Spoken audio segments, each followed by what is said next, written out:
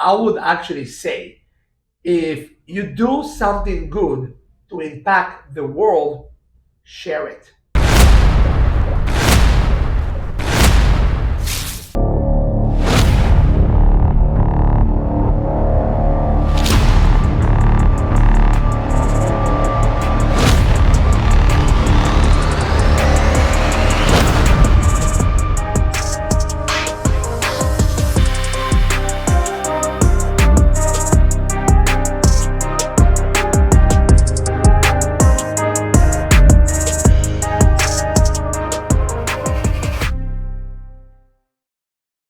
So, Rafael, in your last episode, you were talking with Karim, the community manager of Yoko Village, and you guys were sharing with the public a little bit about the new project, which is developed in Santa Teresa, Costa Rica, and it's an ecological community.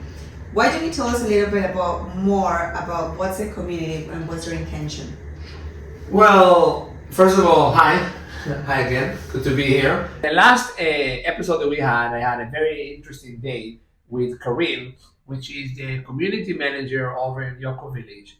We were talking about the different projects that they have in Costa Rica. I know that there is Yoko Village around the world in general. I know they are expanding. Obviously, they're doing something good. And we were talking about Yoko Village North, Yoko Village South, and then we were talking about Saranga, which is a yoga retreat that they're doing as well. And please check the YouTube channel and look for that video, Saranga, about the yoga community and how you're going to be able to invest and be a part of that community as well. When I hear the word community, I feel home. I feel like a family.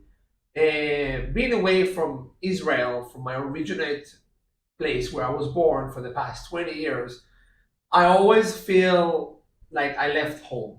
And my home, of course, are my parents, my cousins, my uncles, my brothers, my sisters, my homeland.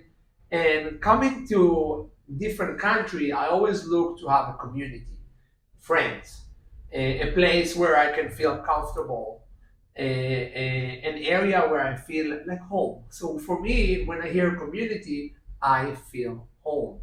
And when Yoko Village came in here first and they were talking about the community, I feel like, yes, there is a lot of projects out there that talk about community, but are they talking the talk or are they actually talking the walk? Are they talking and saying it? So far, Yoko Village is walking.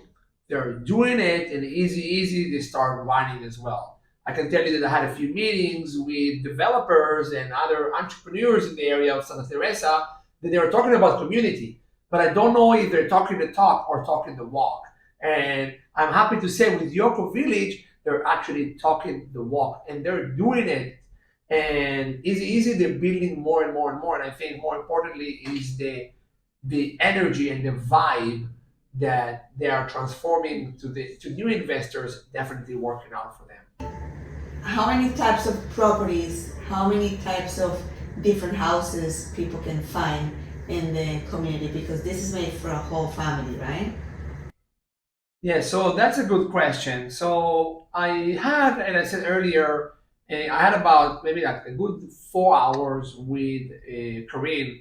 And when we went to Yoko Village North, I've personally seen one house that is completely built, finished, which is a three-bedroom house. I want to say it's about 200 square meter, which if we translate it maybe to square feet, we're talking about maybe like 2,500 square feet, more or less. But the house is it's more of like a three-story house that has like a lower level. I'm not gonna call it basement because not a basement, it's a lower level, and that you're going to have a nice living room and some in the bathroom, and right away from that level you can exit to the pool. By the way, the pool is infinity pool, and it has like a water fountain. It's really beautiful, and it's the way they build and their construction is all wood. And of course, the wood, what I like about it, that it's blended with the environment. It's blended with the atmosphere, with all natural. And that's what I like it. There was, I believe there was a distance about 20 meter, which is about maybe like 50, I would say about 20 yards. Let's say 20 yards from one house to another, which is still a good space, but it's not as far. And the whole idea is with a Yoko Village community is actually to get to know your neighbor. So if you're too far, how are you going to get to know your neighbor? I mean, you're from Colombia, we live in Costa Rica, I'm from Israel. If I would need sugar and I'm out of sugar, I'm out of coffee, I'm out of flour, I'm out of onion, I'm out of tomatoes, I can go knock into my neighbor's house and say, hi, I'm missing sugar, can you give me some? And she will give me. In the United States, it's not exist. I don't know if it's Canada or in Europe it exists, but it's not exist. In Costa Rica as well. If you go to a neighbor and you knock and you ask for sugar, maybe they're gonna think you're weird. Like, what the heck is he asking for sugar from me? But the idea is feeling comfortable with your neighbors. So in the house, they have two different types of houses you can actually build over there. You have a horizontal model and you have a vertical model. They recommend to build horizontal where it doesn't really have like an ocean view. So where you have only like a nest in the jungle when you're like inside. So you don't really need to build vertical. You don't really need to build tall. So they recommend to build horizontal. In areas where it's a little bit on the mountains and you want to see more view, then they recommend to go vertically. Then you're going to be having more height. But in generally, they're all about 200 square meter, which is about, as I said before, about 2,500 square feet, more or less. And then the cost of the construction is actually 2,500 per square meter, which is honestly, it's not cheap. And if you're looking for cheap, then Santa Teresa is not for you. Santa Teresa is not a cheap place. Santa Teresa has high-end property. They get pretty pricey, but not because you can charge $50 a night. No, you can charge here $500 a night, $1,000 a night, $2,000, $3,000 a night, depends on the type of house you have. And that's what I like about it. So the people that are watching this podcast right now don't think Costa Rica or Santa Teresa is cheap. In generally, don't think that Costa Rica is cheap. It's a little bit easier to make a living if you come from an outside country. But to be honest, Costa Rica is not cheap. And I don't want to sell you guys something and say, come to Costa Rica, it's a cheap living, you're going to enjoy it. No, Costa Rica is not a cheap living. It has a very similar cost like in the United States, even a bit higher. So I would say Costa Rica, as far as living wise, is in between the US to Europe, right in the middle. So it's not US prices, they're not Europe prices, which is higher. It's right in between US to Europe. That is Costa Rica, cost of living. Okay, so mentioning that it's really a high cost of living, Santa Teresa is well known because it's often visited by celebrities. So there is a luxury side of this beach.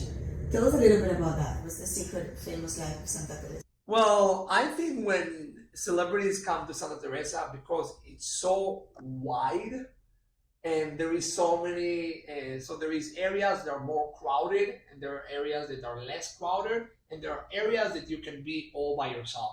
So there is privacy, and especially for celebrities. I mean, if you're a celebrity and you're watching this podcast, you know that for you to go for vacation, you're already thinking about, oh my God, people are gonna drive me crazy. Paparazzi, newspaper, everybody's gonna follow me. And what I like about Santa Teresa and the surrounding, that you as a celebrity can have your own area and it's private. Nobody know where you are. Nobody gonna start fighting. Where, like for example, today Shakira and Kevin Hart in the area. They're in town. I don't see people looking for them. Where are they? Where are they? Papa, they're leaving them in peace. They have like privacy. It's like a bohemian atmosphere. There is a lot of eco-livings in Santa Teresa, and celebrities love it. Absolutely, a lot of celebrities love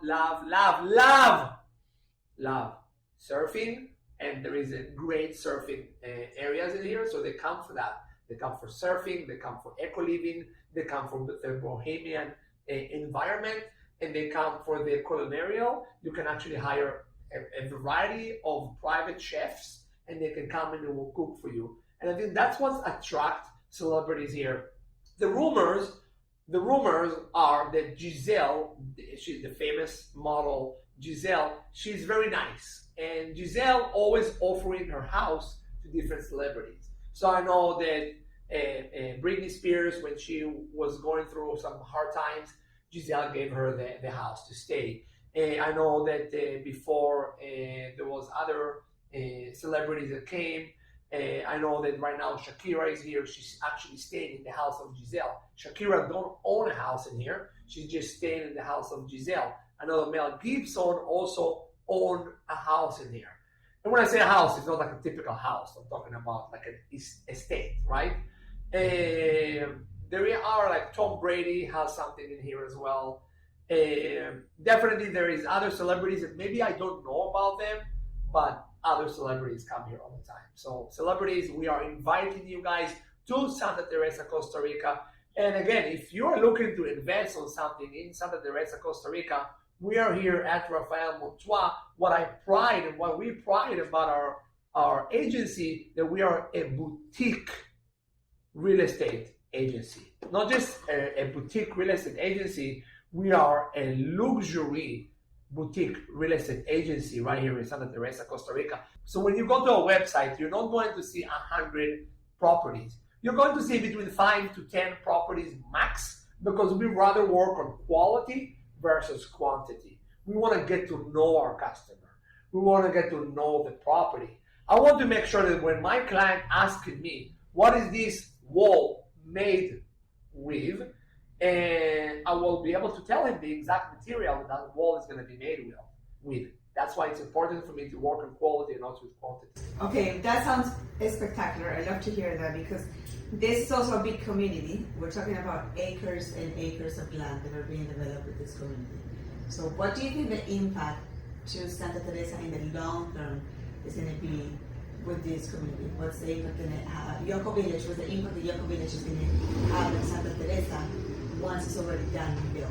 So I think that the impact will be definitely more people that come here to live, not necessarily people that will come from vacation, because it's challenging for me, to be honest with you. I live in Santa Teresa, and the challenge is you get friends.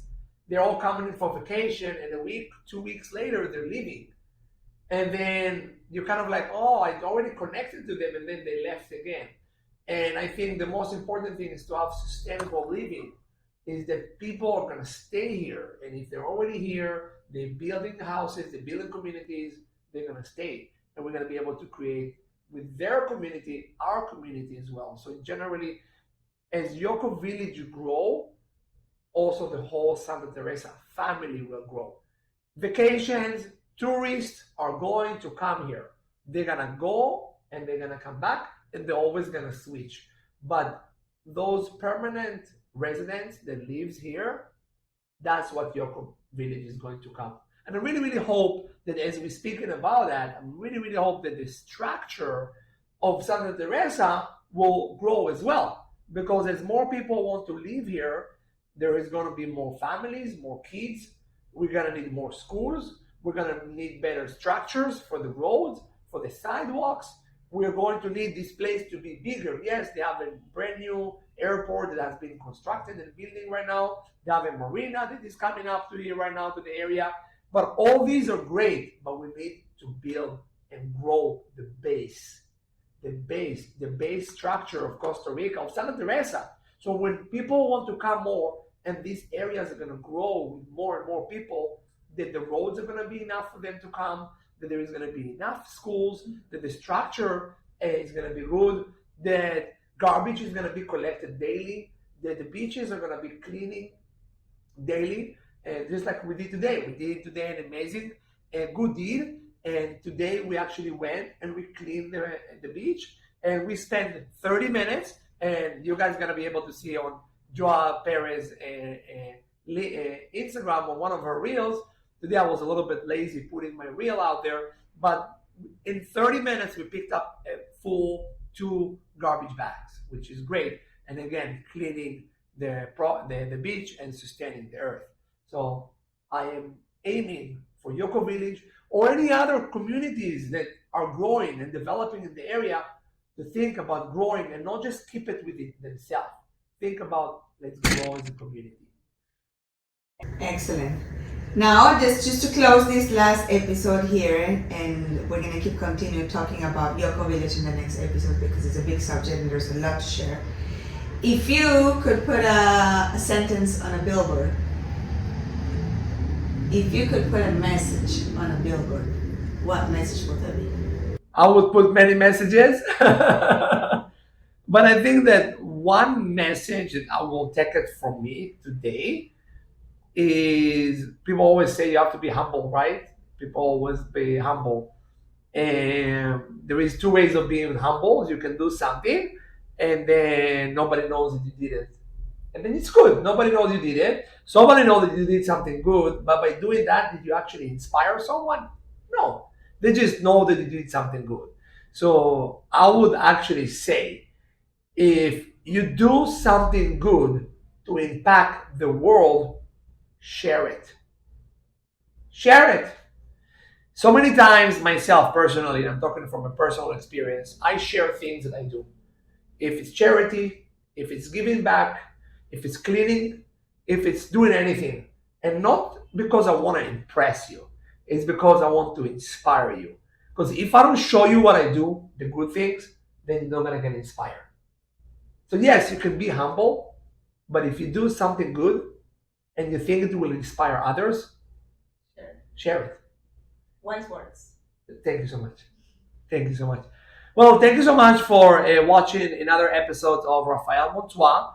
I'm really, really happy to be here. I hope you enjoyed. I hope you learned a lot and you got inspired. Please make sure to share this podcast, share the video, and give us 5 stars on Google. And hopefully we'll see you guys in the next episode. Thank you so much, Joanna. Wish you guys an amazing day. Be strong.